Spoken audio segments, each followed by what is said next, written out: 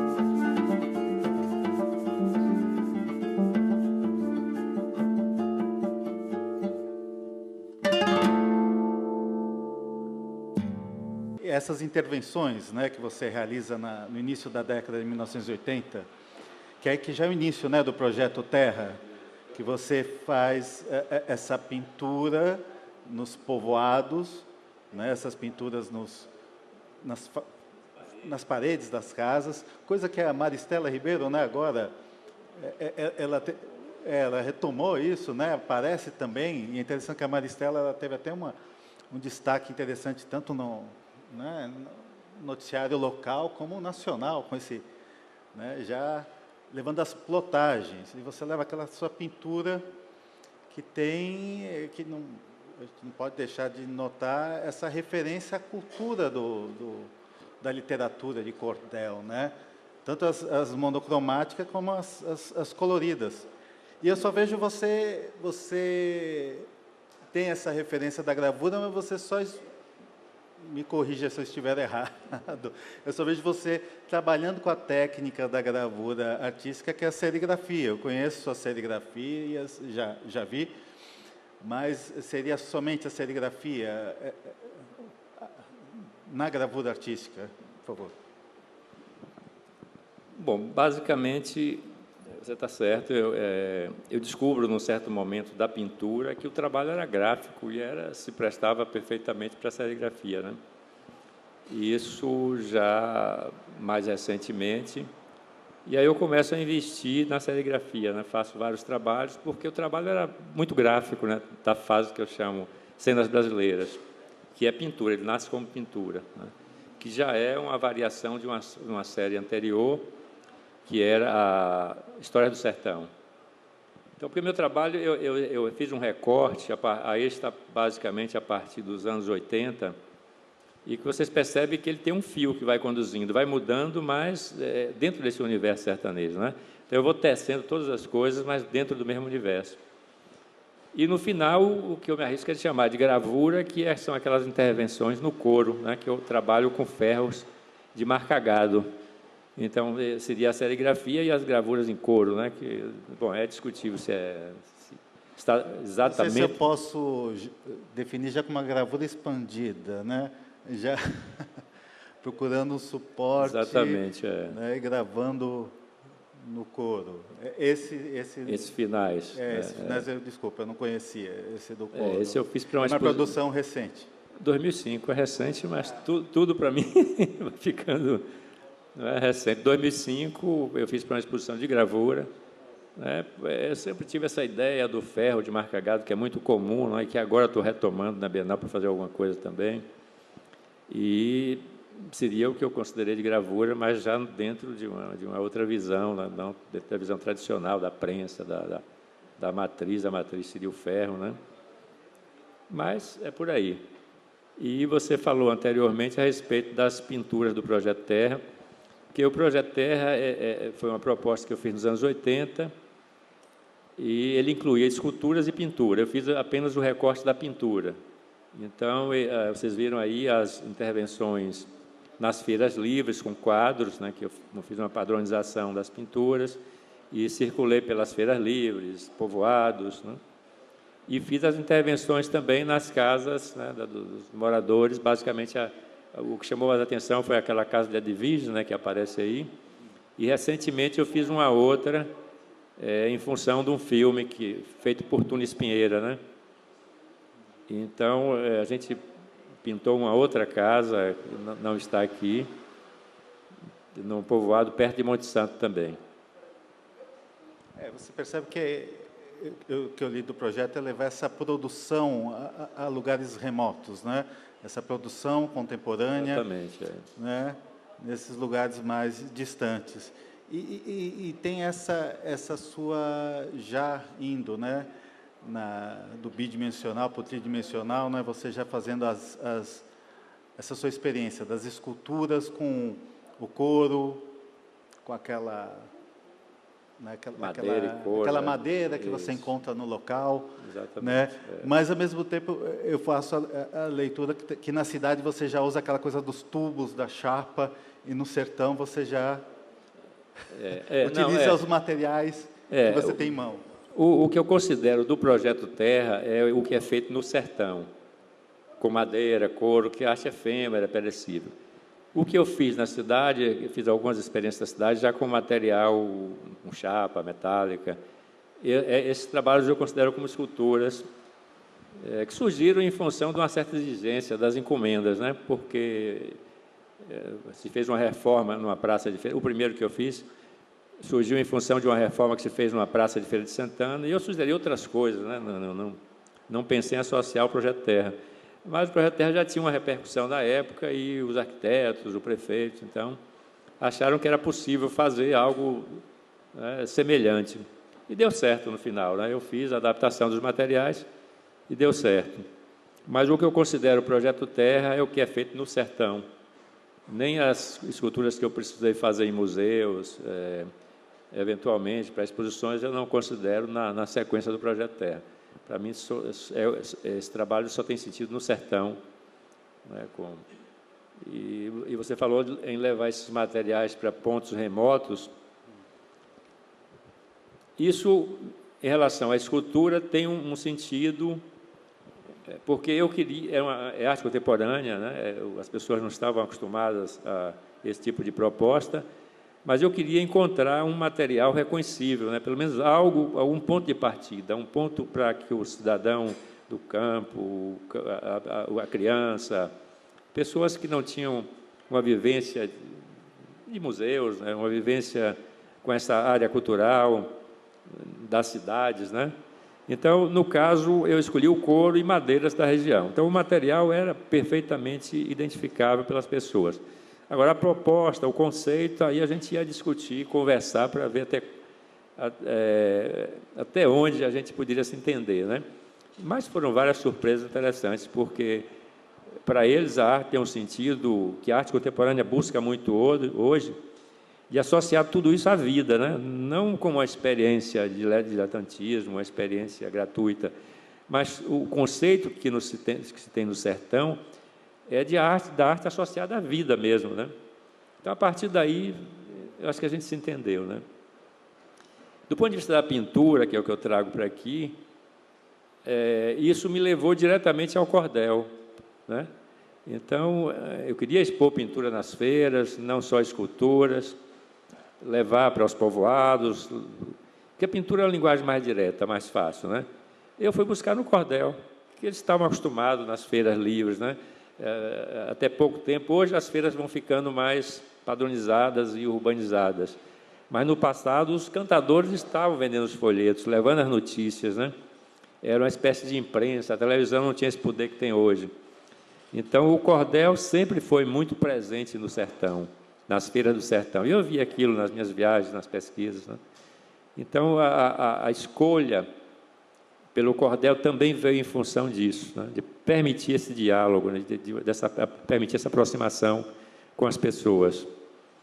E o material é que eu já mudei, né? Então, em vez de fazer gravura ou estilo, eu parti para um material bruto também. Como a madeira, o couro é um couro mais bruto, eu usei o carvão. Então, os primeiros trabalhos foram feitos em carvão, sobre placa. O primeiro trabalho que você viu, eu tentei sobre couro, mas ficou uma coisa muito complicada, né? E depois eu passei para usar sobre eucatex, sobre placa, sobre tela, né? E aí, com essa técnica mais bruta do carvão e de uma tinta mais sem muito colorido no início. Mas, voltando um pouco no Projeto Terra, que ele começa no início da década de 1980, né? 81, 82, isso? E como foi essa trajetória do projeto seu, que em 87 vai para a Bienal de São Paulo, em 88 o mesmo projeto entra para Veneza, a Bienal de Veneza, depois em seguida a Bienal de Havana, essa trajetória do projeto, né? Que, pelo que eu vejo, não é tanto essa interferência que você mostra da pintura, mas também as esculturas, né? As peças dimensionais. A repercussão maior sempre foi em relação às esculturas, né? Porque também eu fiz em um maior número, né? Sempre as esculturas tinham um impacto maior, porque a intervenção era mais marcante nos espaços, né? Eu sempre escolhi espaços assim que pudesse dialogar não era colocar de qualquer jeito a escultura. Eu pensava muito no espaço, na implantação, no entorno, na vizinhança, de forma que hoje eu tenho alguns registros de lugares que não existem mais. Então, já vai caminhando pela memória também, né? De alguns lugares. Então, tudo era pensado em função de trazer toda essa memória de um tempo, de um lugar. Claro que algumas surpresas também aconteceram ao longo do processo, nem tudo eu tinha pensado, né? Mas esse cuidado de escolher determinados lugares que marcavam a minha trajetória, marcavam as minhas caminhadas pelo sertão, né? Mas a pergunta inicial sua é em relação a esse começo, né? Como é que essa coisa surge? Bom, se você analisar o meu trabalho, ele todo está interligado, né? Às vezes até eu me surpreendo, porque a gente não fica fazendo as coisas pensando nesses fios, né, nessas coisas que estão conectando, né? Não é? Mas, de repente, a gente olha para trás e vê como as coisas estavam interligadas, né? E aqui, eu não sei se tem artistas aqui na plateia, mas provavelmente tem artistas aqui. Estou vendo Dilson ali também, que tem algumas experiências na arte, ou como crítico, ou como curador, mas eu não conheço assim o público. Tem você, né? Que faz alguma coisa também, artista. Mas a gente tem um momento da vida em que, principalmente quem mora no Nordeste, que a gente sente uma certa solidão, uma certa angústia, um certo deslocamento em relação ao circuito da arte, ao processo da arte em si, porque o que a gente faz não tem nenhuma repercussão, né? A gente é periferia, continua sendo ainda, mas o centro está lá, o eixo Rio-São Paulo, né, que a gente sabe que as coisas repercutem, os artistas centrais estão lá, a arte brasileira está sendo escrita lá. A gente fica, aos poucos, tentando furar esses bloqueios, né? Hoje, não sei se a gente avançou ou não, mas nos anos 80 era um grande dilema para a gente participar dos eventos nacionais, né? Embora eu morasse em Feira de Santana, mas meu pensamento não é um pensamento regional, não é um pensamento de província, né? Eu estou morando em Feira de Santana, mas estou pensando fora, né? Meu pensamento, mesmo porque Feira de Santana não permite que a gente pense muita coisa, né? Então, eu estou com o pé em feira, mas estou pensando no mundo, né? E aquela grande angústia para a gente participar dessas coisas, né? Eu estou acompanhando o que os artistas estão fazendo no Brasil, em São Paulo, no Rio, em Nova York, né? Mas eu tenho que pensar primeiro no Brasil. E aí eu arriscava mandar para os salões. Naquela época o processo era muito mais difícil, porque a gente mandava o trabalho. Hoje tem dossiê que você gasta menos, né? Mas empacotava aquilo, tirava a nota fiscal. Era um inferno para mandar um trabalho para um salão. E a maioria era cortada, né? Então, a gente, no Nordeste, a maioria dos artistas de São Paulo e Rio, 4, 5 do Pernambuco, da Bahia, não sei aonde. E eu tinha muita dificuldade, no início, de participar desses eventos. Num certo momento, eu pensei, para que eu estou olhando para o Sul? Eu vou fazer meu trabalho no sertão, não interessa mais ficar mandando trabalho para salão, nem... Então, eu radicalizei, já que o sertão me dava essa matéria de trabalho, essa matriz, essa energia, e comecei a pensar em fazer esse trabalho no próprio sertão. Surgiu a possibilidade de um concurso do MAN, concurso de projetos, então, aí eu achei que seria o momento, né? E arrisquei. Nesse primeiro concurso, não sei nem se Frederico Moraes estava nesse júri, não lembro. Falaram de Frederico muito aqui hoje à tarde, né? Que era um desses críticos que tinha uma visão mais abrangente, né? Ele não olhava só para o Sul. Eu lembro que o Frederico circulava, via artista de Mato Grosso, artista de Recife. Eu acho que ele estava nesse júri, mas a maioria era digamos, críticos da Bahia. E esse trabalho foi escolhido. Então, com isso, eu pude levar o trabalho para o sertão, porque é um trabalho que era o Projeto Terra já, que ele não vende, né? Não tem nenhum retorno, mas tem um custo, né? Deslocamentos de material, o couro é muito caro. E aí eu fiz essa primeira experiência lá. E aí fiz uma, fiz outra, veio outro concurso da Funarte, eu mandei outra proposta, e o trabalho também foi premiado. E aí eu respirei, né, que eu pude fazer trabalhos mais distantes, em outros lugares. Fiz no Raso da Catarina, que é um lugar muito complicado para se chegar, Canudos, né? Na época as estradas eram inacessíveis, né? Praticamente inacessíveis. E o trabalho foi se consolidando. Logo eu percebi que era arte efêmera e que não iam... Porque eu pensei que essas esculturas pudessem resistir durante 1 ano, 2 anos, mas algumas levavam 1 semana, 2 dias, porque o povo reaproveitava o couro, né? Então, aquilo para eles era um material de trabalho, né? E caro na região, de forma que em algumas regiões ainda fiquei preocupado assim nisso, mas depois, não, deixa, o pessoal começou a tirar um pedacinho aqui, um pedacinho ali, e, de repente, as esculturas desapareciam completamente, ficava só a estrutura lá. Recentemente, eu fiz uma para o filme do Tuna, que eu falei anteriormente, fiz em Canudos. E Canudos hoje tem uma reserva, né, tem toda a proteção, e, por acaso, eu encontrei um dos meninos que, há 30 anos, sei lá, 40, 30 anos atrás, ele participou do trabalho. Hoje é um senhor, né? E ele é um dos responsáveis para olhar o açude, tomar conta. Aí, na outra vez, ele disse assim, o outro ficou aí alguns dias, depois veio fulano e levou o couro todo. Aí eu disse, esse aqui agora acho que vai durar mais, né? A gente vai esperar, o açude estava seco, né? Já com essa seca, o açude baixou, a gente fez dentro do açude, e o sonho da gente era o açude voltar a encher e cobrir, como cobriu Canudos, né? Então, seria novamente Canudos submersos através da escultura. E aí, conversando, ele disse, não, aqui ninguém vai mexer mais, porque a gente toma conta do açude e vai ficar aí um bom tempo. Nada, uns amigos meus foram depois a Canudos e, quando chegaram, viram aquela estrutura lá e fotografaram numa noite de lua, com as estrelas. Esse pessoal que é vidrado de fotografia, deixaram escurecer tudo e fotografaram com a máquina, com a abertura bem grande, né, para a máquina parada e aparecer as estrelas todas e aquela escultura. Ele disse assim, vou fotografar isso aqui para mostrar a Juraci, parece as coisas que ele faz no sertão.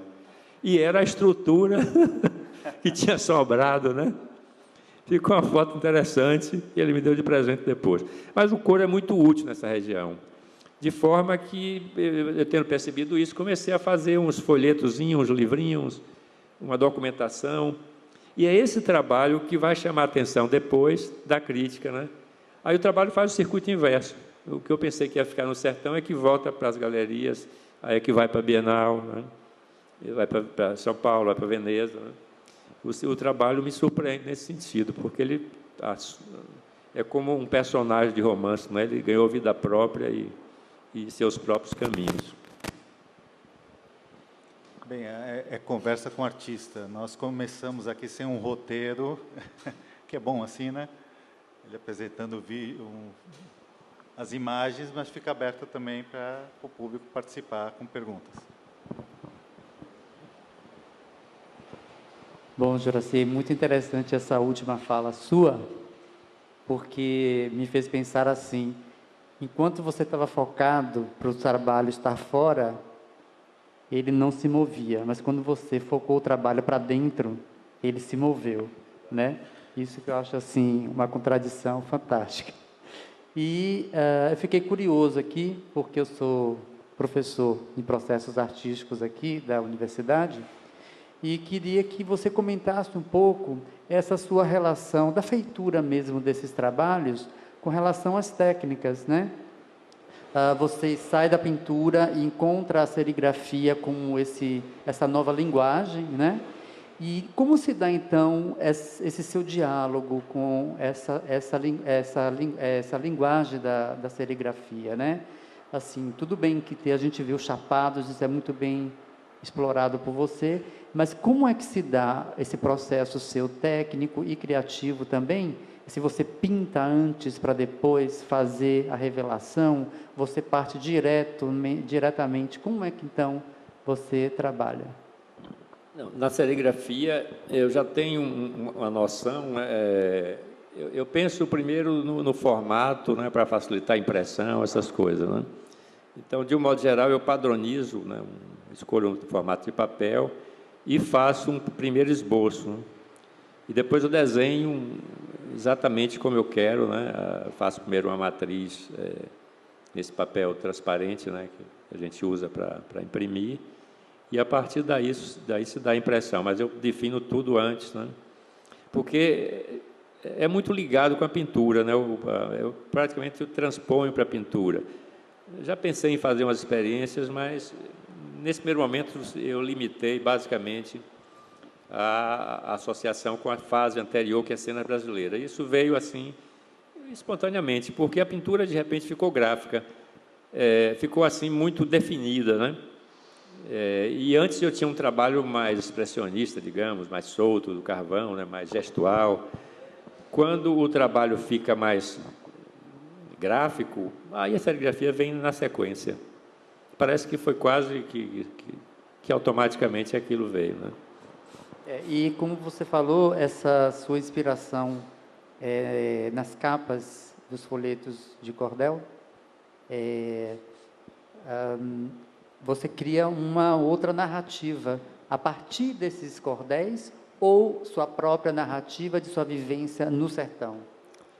Eu faço uma mistura danada, viu? Porque a primeira matriz é o cordel. Eu tenho, inclusive, uma coleção de folhetos e tal, e fico olhando. Agora, eu sempre estou recriando, né? Inclusive, em Feira de Santana, nós temos um grupo de poetas que compõem o Grupo Era, né? O Grupo Era tem uma tradição de uma poesia assim, mais erudita, e tem 20 anos já de publicação, agora está parado, mas resistiu durante 20 anos, né, para uma revista literária, que é muito, desde os anos 70, e muitos poetas. E aí, às vezes, eu coloco, como se fosse cordel, títulos de poemas, fragmentos de poemas desse grupo. Então, eu fico transitando entre os poetas atuais de Feira de Santana, entre os escritores de cordel, ilustradores de cordel, mas sempre tentando estabelecer uma narrativa minha e, às vezes, atualizando os temas, entendeu? Eu não limito a transcrever aquela experiência do cordel, digamos, literalmente. Eu sempre estou pelos vieses, né, pelo contorno daquilo ali e ampliando com as minhas experiências, né? Colocando coisas atuais de feira, coisas do cotidiano, entendeu?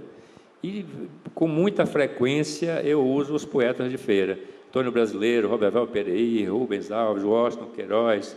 Então, poetas que tiveram a participação ainda nesse grupo Era e continuam publicando hoje seus livros individualmente. E quando você vai, então, para o interior, você vai, né, nas comunidades, esse trabalho que surge, ele surge em detrimento das histórias dessas comunidades, você integra isso, essas narrativas, ou você já constrói uma narrativa, digamos assim, já com seu olhar em cima daquelas comunidades? Não, a minha tendência é incorporar tudo que é possível, entendeu? Agora, às vezes o tempo passa e a gente vai esquecendo, mas para a experiência agora da Bienal, o pessoal foi mexer nos arquivos e eu encontrei cadernos onde eu anotava frases, transcrições que eu achava pelo meio do caminho, nos muros, depoimentos de pessoas, falas, tudo que eu ia encontrando pelo caminho, eu ia registrando, fotografando, anotando, e sempre que possível estou incorporando essas coisas no trabalho, né? É como se eu tivesse antenado para esse universo sertanejo, e o meu sonho é que aquilo tudo estivesse dentro do trabalho. Por isso que, às vezes, eu vou em várias direções. Se a escultura não dá conta, eu vou para a pintura, a gravura, a instalação, às vezes escrevo. Então, é como se... Tudo para mim é uma coisa só. É como se eu quisesse captar essa essência do sertão e fazer uma síntese daquilo, entendeu? Que é um universo, para mim, fantástico, né? Eu me identifico perfeitamente. Não é uma coisa que surgiu por acaso. Eu nasci em Feira de Santana, que é uma cidade do sertão. Era uma cidade sertaneja, em oposição a essa cultura do recôncavo, né? Ou até nem oposição, mas o limite, né, entre uma cultura e outra, porque a partir de Feira ao sertão agora não é mais. E de Feira para cima é o recôncavo, com toda essa riqueza, mas diferente, né? São culturas fantásticas, mas diferentes. Juraci, eu conheço uns estandartes de sua autoria que fazem parte do acervo do Museu de Arte Moderna da Bahia, né? E é um material, são trabalhos nos quais você utiliza couro, se eu não me engano, a aplicação de pintura também, não me recordo se é a aplicação de gravura. Você usa também uma linha, né, de couro costurando a tela de couro, né, tensada em um bastidor de madeira. Eu queria que você situasse esse trabalho em relação ao Projeto Terra, se é anterior, né, ou se é posterior, e comentasse também quando é que surge esses primeiros trabalhos nos quais você utiliza o couro como um material mais expressivo, né, ou um referencial maior no sentido de aplicação dentro de sua produção. Bom, o couro vem nos anos 70, eu fazia pintura,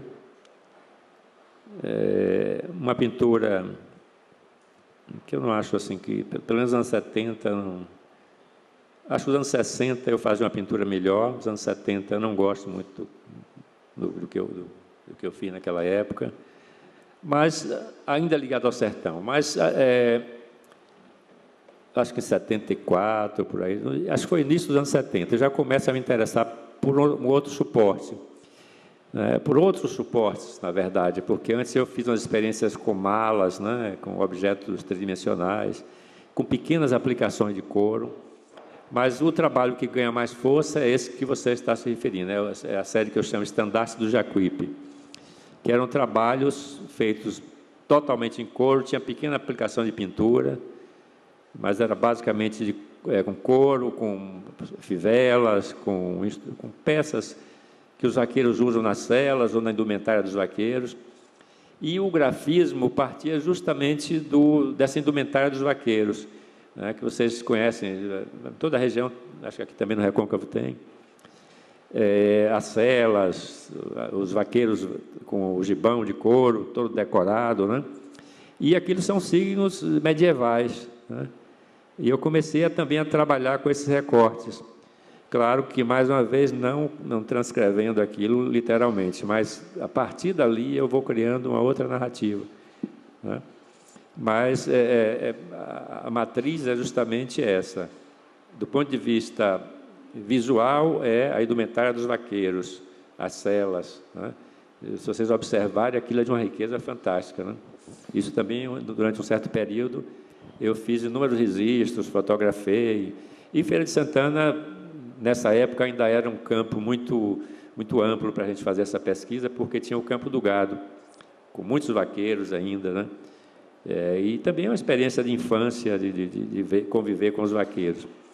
Então, esse trabalho tem essa matriz principal, que é a indumentária dos vaqueiros, né?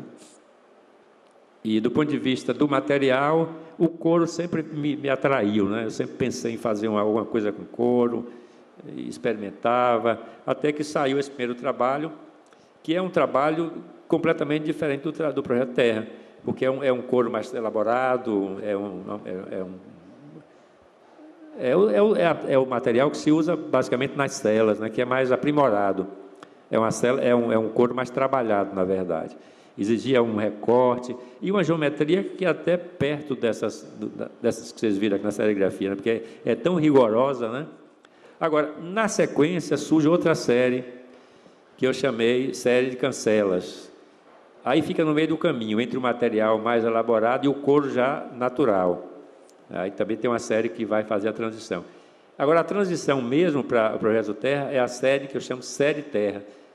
Antes do Projeto Terra teve a Série Terra, que aí é um material completamente bruto.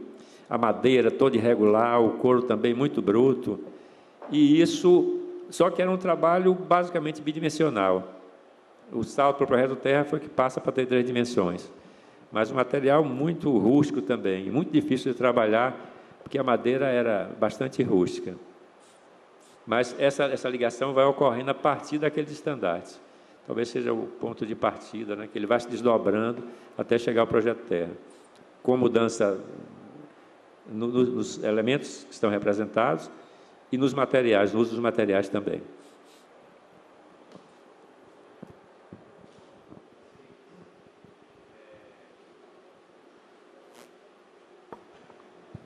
Juraci, pela manhã, na palestra do professor Rubens Grillo, ele colocou a questão desse diálogo que tem na gravura brasileira da cultura popular com a cultura mais internacional, né? Então, a questão, inclusive, do Geld e da gravura inicialmente no Brasil ter essa ligação com o expressionismo, né? Um dos seus trabalhos, inclusive, eu já conhecia por conta do professor Dilson, que ele já apresentou essa gravura. Você faz uma releitura de um quadro clássico, inclusive um marco na história da arte moderna, né? Que é o Almoço na Relva. Você faz o Almoço no Sertão. Queria saber se essa é a única releitura que você faz, ou se você, em outros momentos, você tem essa referência fora da cultura regional. Eu acho que a cultura popular principalmente no Nordeste, né? Ela é muito forte e os artistas que olham para o Brasil pensam logo na cultura popular, não tem como fugir disso. E a minha matriz é realmente popular. Todo o meu trabalho está voltado para isso, porque eu acho que isso é que é o Brasil, né? Para mim, isso é que é o Brasil autêntico, o Brasil que pelo menos estava ainda isento, né, de tantas influências estrangeiras. Eu não tenho nada contra a coisa internacional, não. Eu acho que a gente tem que incorporar, principalmente hoje, todos esses valores, internet, informação que vem de fora, mas é preciso ter o nosso pé aqui, não ficar só repetindo fórmulas de fora. Mas, se possível, fazer um pouco o que o modernismo fez, né? Devorar essas coisas todas e criar algo que tenha a marca do Brasil. Isso já foi mais discutido no passado. Hoje a gente não pensa muito em identidade, nessas coisas não. Está um pouco fora de moda.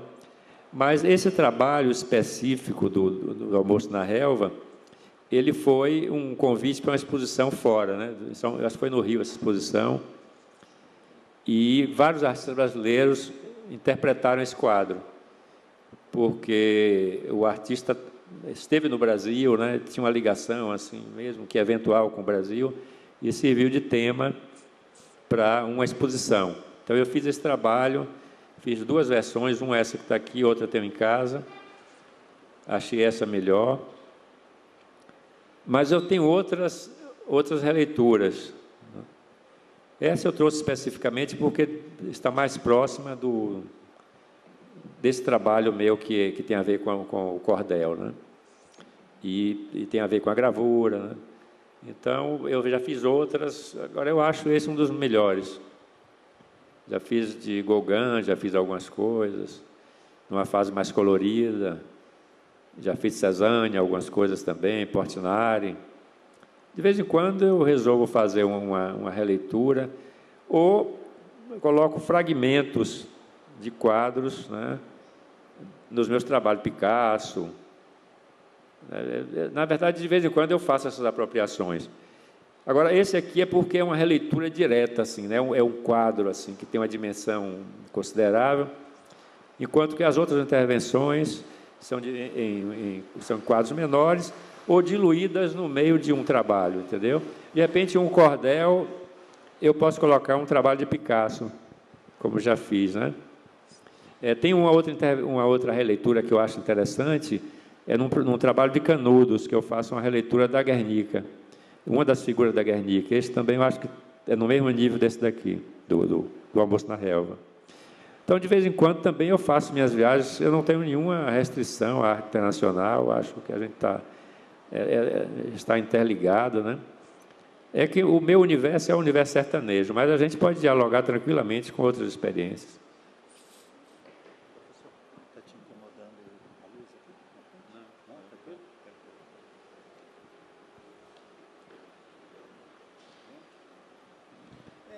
Eu queria destacar também agora essa sua criação na identidade visual da Bienal, né? Terceira Bienal da Bahia. Eles te convidam para criar toda essa identidade visual. E ficou bem, quem conhece o seu trabalho, ficou bem, né? Esses símbolos, esses signos do Nordeste, né? Você faz uma referência, fica bem a sua cara, se eu posso dizer assim. Como foi, né? Esse criar esse esboço, fazer esse projeto e chegar nessa identidade visual, né, que deve ser uma tarefa que não é nada fácil, né? A proposta como essa. Você já percebe o tamanho da encrenca, né? Então, quando eu fui convidado, aquilo para mim foi uma surpresa muito grande, né? Porque a Bahia tem muitos artistas competentes que poderiam fazer isso muito bem. E foi um grande desafio para mim. Eu fiquei assim uma semana sem saber o que fazer, porque não era simplesmente fazer uma coisa ligada à cultura sertaneja, à cultura nordestina, mas a Bienal é uma Bienal de 2014, do século XXI, né? Então, esse dado da contemporaneidade, né, tinha que estar presente. Não se trata de fazer algo folclórico, algo anedótico do Nordeste, nada disso. Bom, a solução que eu achei foi o seguinte: comprei um caderno e me tranquei no ateliê durante uns 10 dias por aí, desenhando, né, desenhando o que vinha na cabeça, sem ficar preocupado no resultado. Depois é um só que a gente vai escolher, né?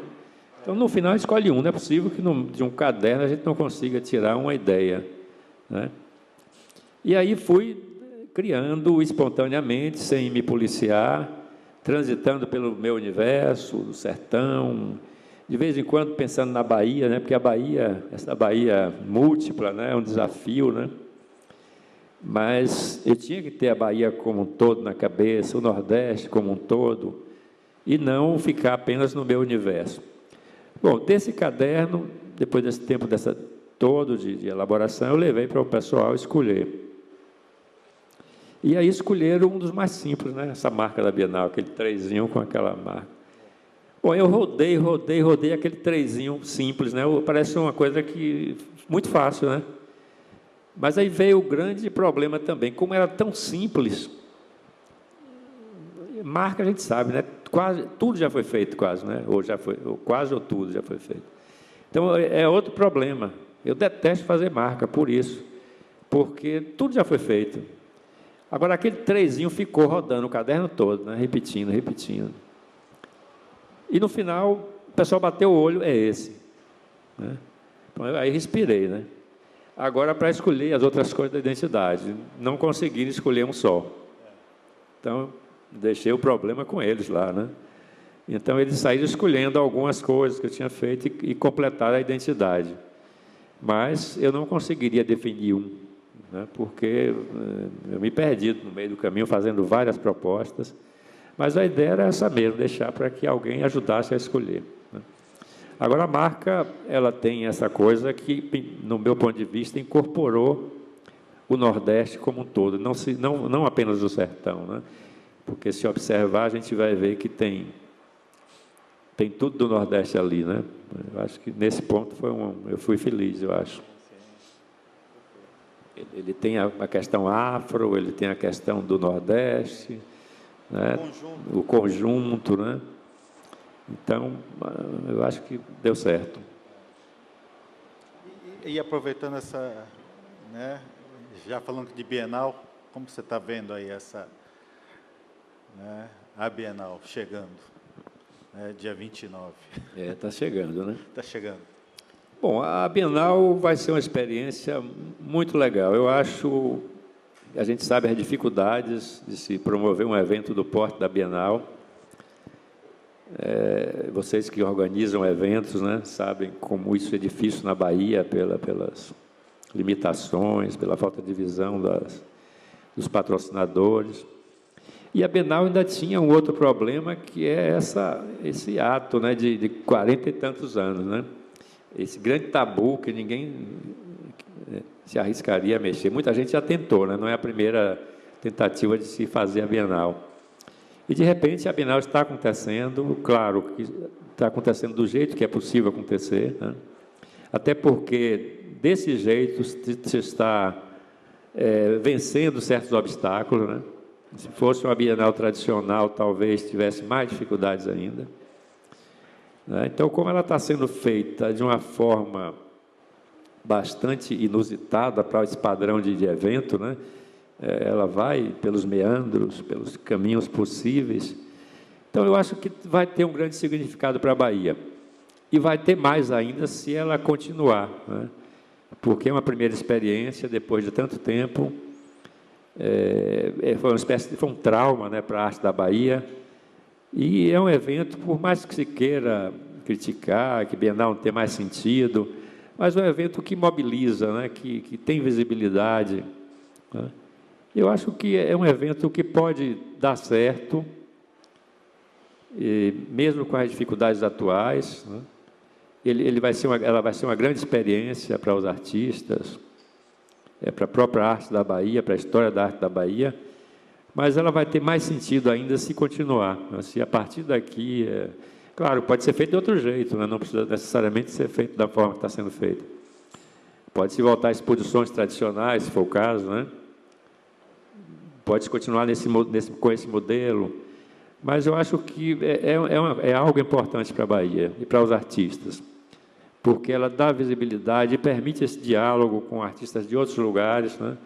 Outras experiências. Eu acho que vai colocar a Bahia em sintonia com o que está acontecendo no mundo. Eu acho uma experiência muito legal.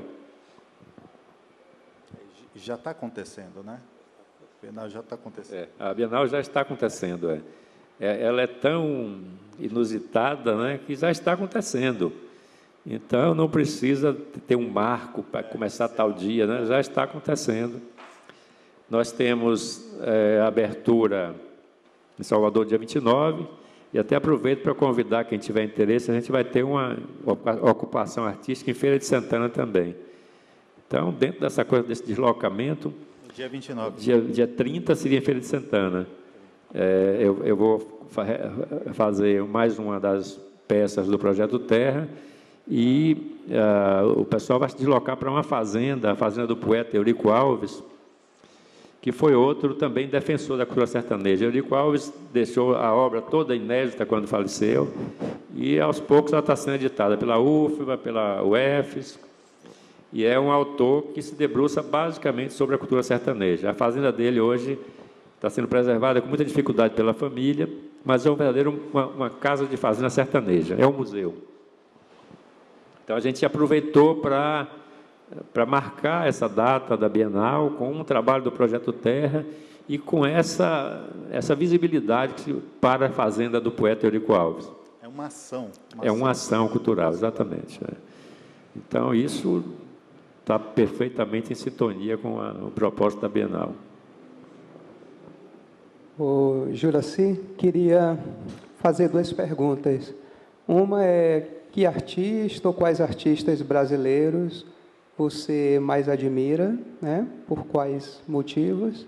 E também em relação a artistas que trabalhem exclusivamente com a gravura ou cuja obra tenha uma maior ênfase na gravura, se você admira algum em especial, né? E por quais razões? Eu tenho uma admiração muito grande por vários artistas. Se a gente começar pela Bahia, eu poderia falar de Juarez Paraíso, porque é um artista também que transita por um universo muito amplo, né, da gravura, né? Então, Juarez, para mim, também é uma referência. Também como artista, Santi tem um trabalho fantástico, né, como pintor, e agora também fazendo infogravura, né?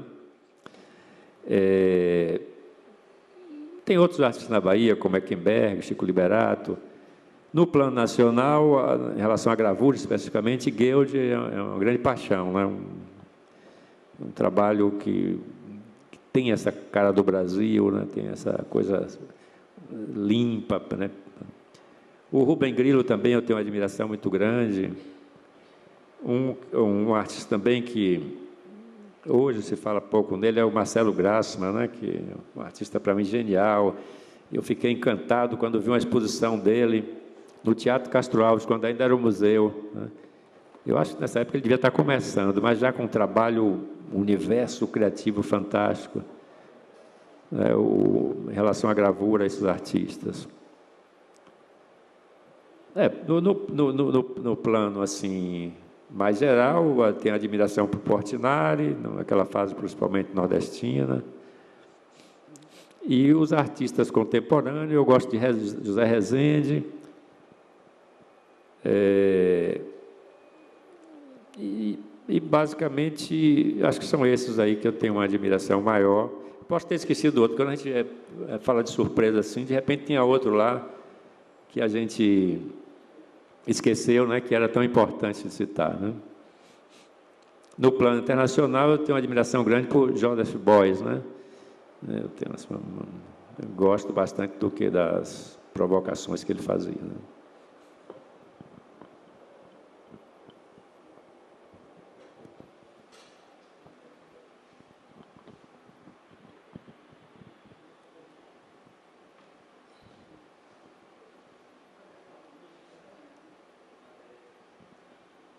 Ô, Juraci, estou te alugando um pouquinho, né?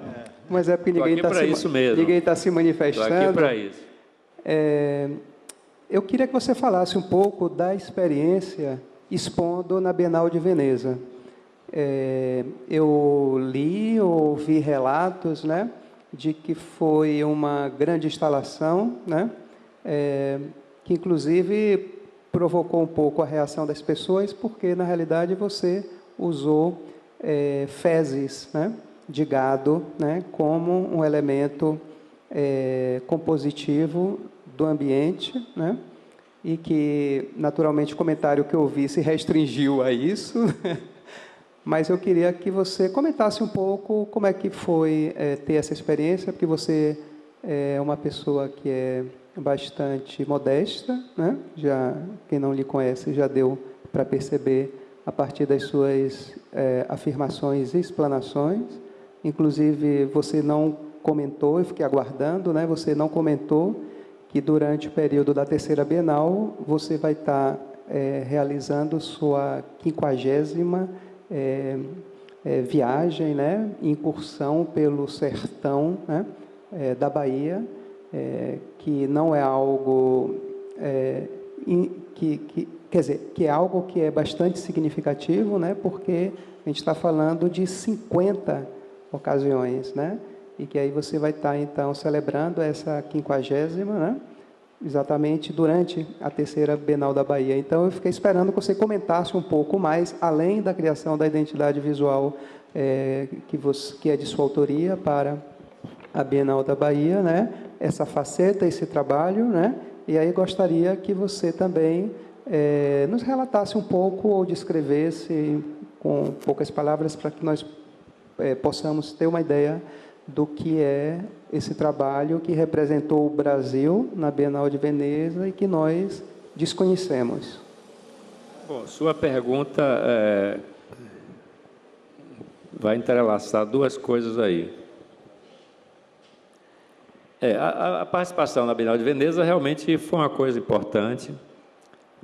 Nesse momento, o Projeto Terra tinha uma repercussão e o convite veio depois da participação da Bienal de São Paulo.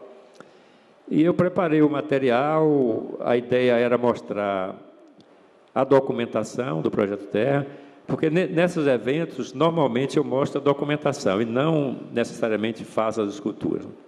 No caso de Veneza, como era um público tão distante do Brasil e dessa realidade nordestina, a curadora sugeriu que eu fizesse algumas instalações também no espaço, mesmo porque o pavilhão do Brasil é muito bonito lá em Veneza, é um luxo, verdadeiro luxo.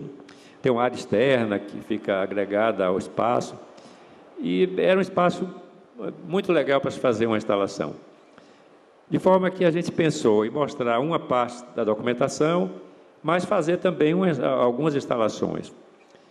E na parte interna, eu resolvi criar uma ambientação. Além da escultura, eu levei bosta de boi, né? Eu levei gravetos, espinho, pensei em levar terra, mas terra a gente achava por lá e não achamos, não. Foi difícil terra, pensei que era fácil, ficou sem a terra, né? Então ficou só a bosta de boi mesmo e o que eu tinha levado. Tudo é difícil, né? Porque a gente, quando participa de um evento desse, se fosse um artista norte-americano, vinha tudo de avião, né? Mas do Brasil é mais complicado. Bom, aí preparamos o trabalho, mas o detalhe é que esse couro ele tem um cheiro muito forte, né? O couro ele tem um cheiro. Recentemente eu descobri alguns costumes que tem um cheiro um pouco mais suave, mas é muito forte. E eu comprei o couro todo novo, embalei, né, com plástico e tal, porque isso vai de navio, acho que foi de navio, acho que foi de navio ou de avião, sei lá. Mas tinha que ser bem protegido, e aí ficou com aquele cheiro concentrado, né, do couro, né? Aí quando eu abri, que fiz o trabalho no pavilhão, o pavilhão só cheirava couro, né? Aquilo muito forte. Mas o público, que não conhecia aquilo, quando chegava, olhava para o chão, né, que via bosta de boi, embora seca, aí ficava olhando onde é que pisava, né? Mas o cheiro não era o couro. Bom, pois é. Aí tinha o mesmo cheiro. Então, criou aquela coisa, né? E Bienal sempre tem que ter polêmica, né? E o interessante é que, digamos, a gente não tem cacife para competir com os estrangeiros lá, né, em termos de divulgação, mas deu matéria assim de crônicas, primeira página assim num dos jornais de lá. A Bienal, por exemplo, tem Jasper John e tem o boi lá, o couro de boi do Brasil, né? Então, como a Bienal funciona, né? Claro que precisava ter agora alguém para mostrar que por trás tem toda uma realidade nordestina, uma cultura, né? Mas com o Bienal funcionou. Bom, e ainda, pegando o fio da meada, vem a Bienal da Bahia, né? A minha participação tem esse evento, essa ocupação artística, essa ação artística na fazenda do poeta Eurico Alves, e depois tem uma expedição para o sertão, que é o que você se referiu, né? Além do que vai ter lá depois, porque a Bienal vai se desdobrando, né? Depois tem outras coisas que vão ficar em algum espaço desses aí da Bahia, provavelmente no Solar do Unhão, e aí que vai envolver todo esse universo, né? Com parte da biblioteca, arquivo, para tentar identificar esse emaranhado que é a minha produção, né? Que toda ela está interligada. E, voltando a Veneza, parte desse couro voltou para o Brasil. A bossa de boi ficou por lá, mas a parte do couro voltou. E aí, eu embalei e tal, guardei. E agora, por ocasião da Bienal, eu consegui descobrir, porque às vezes eu identifico com a etiquetazinha de onde veio o couro. Alguns que voltam, né? Porque eu penso em reaproveitar em outros trabalhos e tal. E achei, por acaso, as etiquetas Veneza. Bom, esse trabalho eu vou agora recortar e levar para a expedição para colocar em lugares, só que os pedacinhos, né, com a marca da Bienal. Então, eu vou levar 50 pedacinhos de couro desse material que veio de Veneza e vou espalhar. Isso também é um dos trabalhos da Bienal. Então, veja como as coisas estão interligadas. Então, nessa expedição, eu devolvo esse couro para o sertão. Ficar em lugares lá por onde a gente deve passar na expedição. E eu já mandei fazer um ferro de marca-gado com a marca da Bienal. Então, isso que vocês viram aqui na gravura vai estar nos pedacinhos de couro que vão ser espalhados pelo sertão. Pelo menos aqui no sertão você não vai ter problema com terra, né? Não, tem bastante, né? Não, tem demais. Tem também a expedição que você faz com artistas baianos, né? Você, Márcia Magno, professor Juarez Paraíso, Isso. Né? De praticamente promover a arte no interior da Bahia. Né? Vou pegar esse gancho também para você comentar sobre esse movimento de, né, levar a arte para lugares longínquos. Aí já é um outro projeto, que foi um projeto coletivo, chamado Projeto Nordeste, e ele reuniu 12 artistas da Bahia, né? Eu, Juarez, Márcia, Kemberg, Sônia Rangel, Antônio Brasileiro, Sônia Rangel, Não, Sônia Castro. Sônia Rangel, César Romero, J. Cunha, são 12 artistas, Washington Falcão. A proposta nossa surgiu a partir de algumas conversas no Museu de Arte Moderna, no tempo de Chico Liberato, em que a gente identificou um certo isolamento dos artistas nordestinos. Então, às vezes, a gente conhece mais artistas do Sul do que os próprios nordestinos. Outro que a gente esquece, sempre a gente esquece de falar, Samico, eu adoro Samico, eu esqueci de falar Samico, né? Então, quando a gente cita nomes, é um perigo. Mas o Samico, para mim, é uma grande referência, né? Faleceu recentemente, né? E a gente imaginou um projeto em que a gente levasse a arte da Bahia para as capitais, pelo menos inicialmente as capitais do Nordeste. Poderia depois ir para outros cantos, mas inicialmente visitaríamos com exposições coletivas, com 2, 3 trabalhos de cada artista, e nessas exposições sempre tinha uma conversa, uma conversa como essa nossa aqui, né, em que a gente dialogava com os artistas da região, depois no dia seguinte visitávamos ateliês, tentava estabelecer um certo intercâmbio entre os nordestinos, né.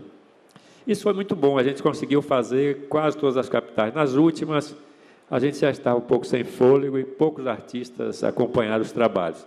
Mas até o meio do caminho, porque era um projeto que a gente parece que era rico nessa época, a gente mesmo bancava, pagava passagem de avião, transporte. Hoje, tudo isso é impensável, né? Não sei porquê, e hoje a gente até tem uma condição melhor, todo mundo é professor, todo mundo tem seu salário.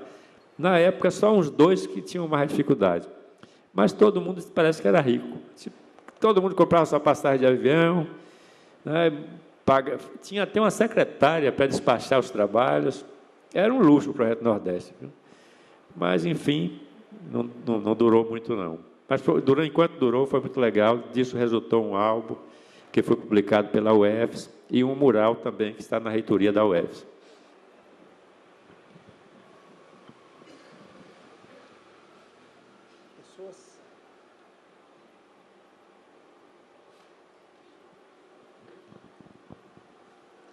Bem, é isso, é conversa com o artista, né? A gente deixa aqui o artista à vontade, à disposição para a gente cutucar e instigar, né? Mas chega um momento que também cessam as questões. Então, eu, em nome do seminário, uma honra receber esse convite para conhecer você pessoalmente, né? Quem é que não está... que trabalha com arte aqui na Bahia, não tem como referência o Juracy Dória, né? A gente de vez em quando cruza lá no museu, né? Eu dou aula lá de gravura lá no MAN, e vejo você sempre circulando lá, mas faltava um momento para a gente conversar um pouco assim, próximo. Então, eu fico muito contente de ter esse primeiro encontro com você, né?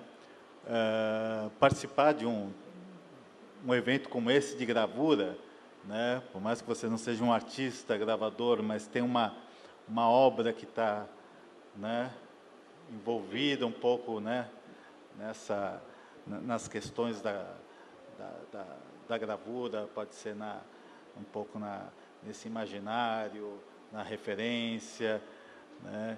Então, gostaria de agradecer muito sua presença, né, de enriquecer aqui a nossa tarde e final aqui do nosso dia de palestra. Muito obrigado, Juracy. Obrigado a vocês também.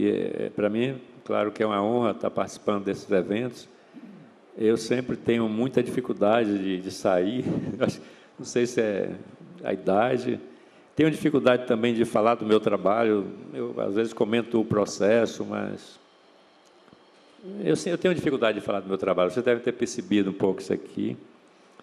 Mas é muito legal participar disso e eu vim com essa consciência de que meu trabalho dialoga com a gravura. Não sou um produtor específico da gravura, mas tem tudo a ver com gravura, né? Nesse imaginário, como matriz, como experiência, né? E, em relação ao meu trabalho, vocês vão acompanhar aí a Bienal, essas experiências que vão acontecer pelo sertão e, num certo momento, isso vai ficar em algum espaço para visitação, né? E vocês vão perceber esse universo em que eu venho transitando desde os anos 60. Né? Todos esses elementos estão interligados, né? E refletem basicamente o sertão. Eu agradeço a paciência de vocês. E eu sei o trabalho que é organizar um evento desse. E muito obrigado pela oportunidade de estar aqui. Nós que agradecemos. Obrigado, Juracy.